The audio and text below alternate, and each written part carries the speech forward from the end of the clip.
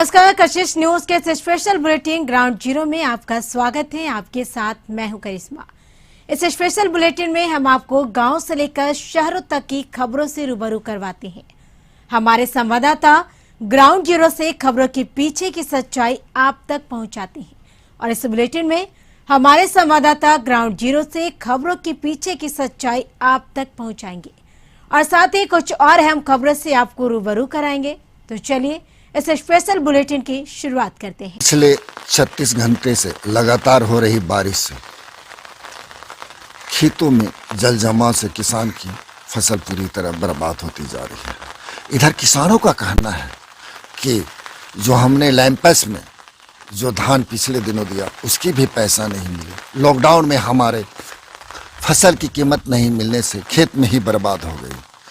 आज किसान बुरी तरह से आर्थिक रूप से परेशान है। अगर सरकार इन किसानों के लिए कुछ आर्थिक पैकेज या उनके मुआवजा की नहीं देती है तो किसान आर्थिक रूप से टूट जाएंगे। बारिश से मैं काफ़ी त्रस्त हूँ। इससे पहले भी मैंने खीरा, करेला और लगाया था, जो फसल बिक्री नहीं होने के कारण पूरी नष्ट हो चुकी है।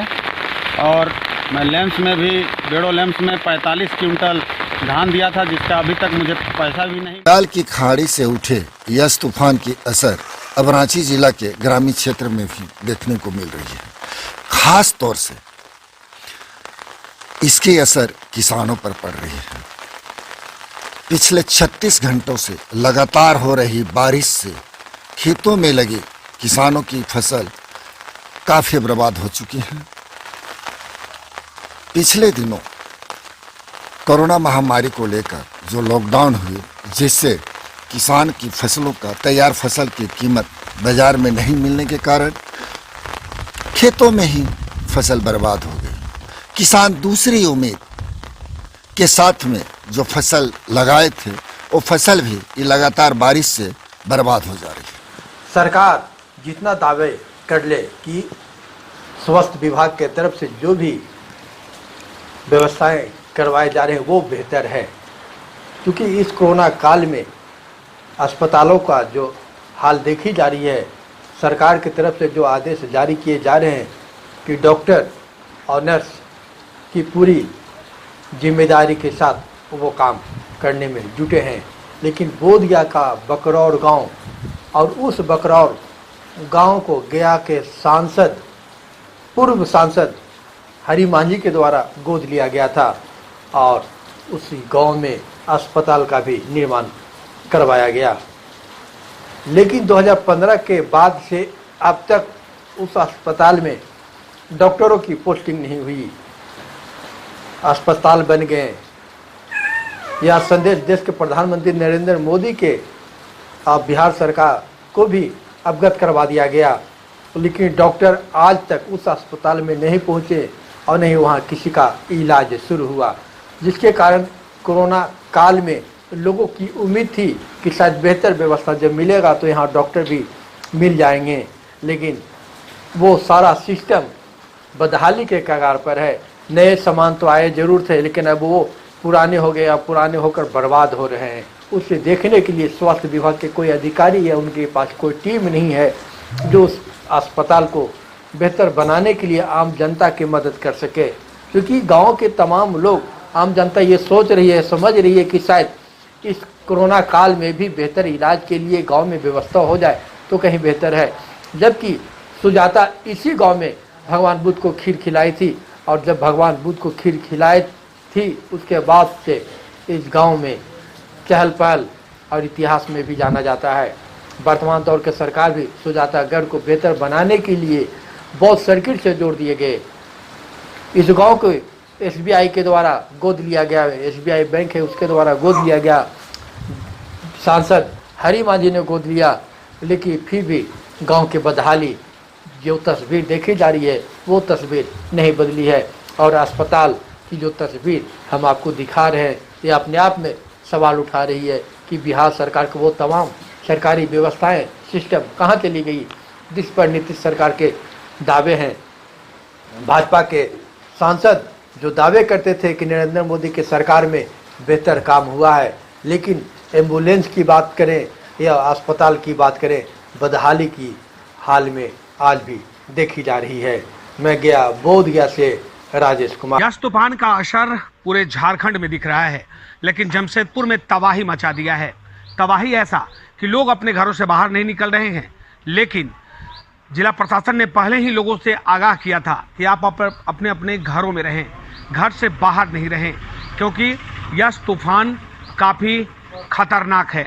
हालांकि मौसम विभाग ने के अलर्ट के बाद जिला प्रशासन अलर्ट हुई और उसके बाद यस तूफान ने अपना करामात दिखाना शुरू कर दिया है। जमशेदपुर शहर से लेकर ग्रामीण इलाकों में तबाही मचा दिया है। शहर में पेड़ अगर गिरी है तो गांव के छत पर उड़ चुका है। गांव के जो खपरेला मकान था और जो एल्वेस्टर के जो मकान थे वो सारे मकान ध्वस्त हो चुके हैं। अब लोग रहे कहाँ, इसकी चिंता सता रही है। लेकिन लगातार मौसम बिगड़ चुका है और मौसम बिगड़ने के साथ साथ लगातार बारिश हो रही है। तेज हवा के साथ जोरदार आंधी और जोरदार झमाझम बारिश ने लोगों का जीना मुहाल कर दिया है। अब ज़रूरत है इसे आपदा प्रबंधन विभाग द्वारा वैसे व्यवस्था करने की जिस व्यवस्था का पहले से ही यहाँ पर जिला प्रशासन ने जो दावा किया था वो अब खोखला साबित होता जा रहा है। प्रशासन अब यह कह रही थी कि हमने 111 जगह पे कैंप लगा दी है, लेकिन कैंप तो नहीं, लेकिन लोग जो परेशान हैं वो सामने दिख रहा है। एक तरफ लगातार बारिश और दूसरी तरफ ये आफत, और आफत के कारण लोग अपने अपने घरों में हैं। लेकिन रोज़मर्रा के काम करने वाले मजदूर काफ़ी परेशान हैं और साथ ही वो दुकानदार जो 2 वक्त की रोटी के लिए अपना दुकान खोलते हैं, अब वो दुकान बंद पड़ी है। एक तरफ लॉकडाउन तो दूसरी तरफ ये आफत, ये दोनों आफत लोगों को परेशानी में डाल दिया है। अब ज़रूरत है प्रशासन को इस पर वैकल्पिक व्यवस्था करने की। हालांकि तूफान अभी थमने वाला नहीं है, तूफान की रफ्तार और बढ़ती जा रही है और सरायकेला एक केंद्र बिंदु बन चुका है। सरायकेला जो जमशेदपुर से सटा हुआ इलाका है वहाँ काफ़ी तबाही मचाई है। पूरे कोल्हान की बात करें तो कोल्हान में इतना तबाही मचा चुका है कि लोग अपने अपने घरों में हैं या घर से बाहर जो रहें वो काफ़ी नुकसान उठा चुके हैं। अब तो लोगों का मकान टूट गया है और मकान के साथ साथ लोग अब कैसे रहें, कहाँ रहें। खुले आसमां के नीचे एक तरफ बारिश तो दूसरी तरफ ये तूफान का असर जो जमशेदपुर ही नहीं पूरे झारखंड और पड़ोसी राज्य बिहार में भी दिख रहा है। लेकिन अब लोगों को और संयम बरतने की ज़रूरत है। कशिश आपसे अपील करती है कि आप अपने घरों में रहें, घर के बाहर नहीं निकल। तबाही अब नदियों पर दिखने लगा है। जमशेदपुर काफ़ी परेशान है। जमशेदपुर ही नहीं पूरे झारखंड में यस तूफान का असर दिख रहा है। अब तो जमशेदपुर की लाइफलाइन माने जाने वाली सोंडेखा और खरखाई नदी भी खतरे के निशान से ऊपर बह रहा है। जिला प्रशासन और आपदा प्रबंधन विभाग ने नदी किनारे रहने वाले लोगों से आग्रह किया है कि वो ऊंचे स्थान पर चले जाएं, कि कभी भी अब बाढ़ का पानी शहर में प्रवेश कर सकता है और तबाही मचा देगी, क्योंकि लगातार बारिश हो रही है और बारिश के साथ साथ जोरदार हवा और हालात और बद से बदतर होता जा रहा है।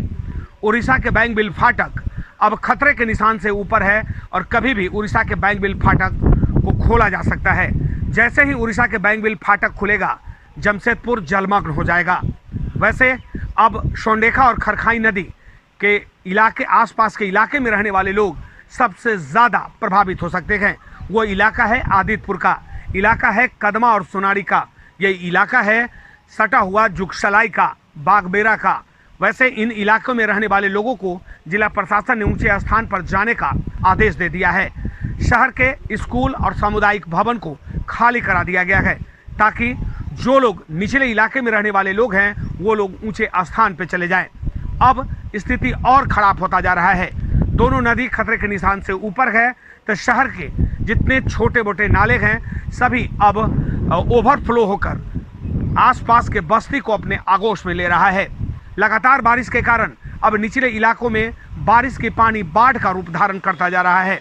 अब ज़रूरत है लोगों को ऊंचे स्थान पर जाने की। अब ज़रूरत है जिला प्रशासन द्वारा राहत सामग्री की व्यवस्था करने की।